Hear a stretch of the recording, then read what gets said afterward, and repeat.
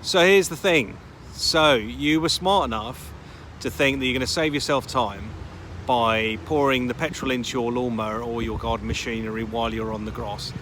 That is not a very good thing to do. But if you do it, my advice is, if you've spilt a little bit, the chances are it will just evaporate. It might discolour slightly, but give it a few weeks, it will just return.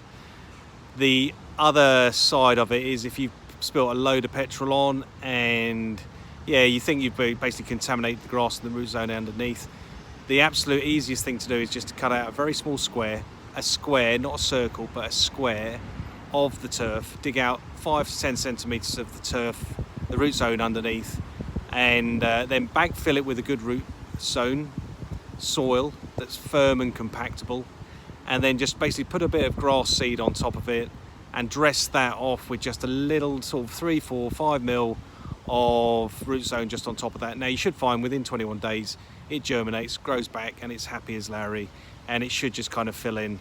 But yeah, just generally don't try and refill your machinery on the lawn. Take it to one side, put it on a path, put it on a soil bed, just anywhere off the grass, and you should be okay.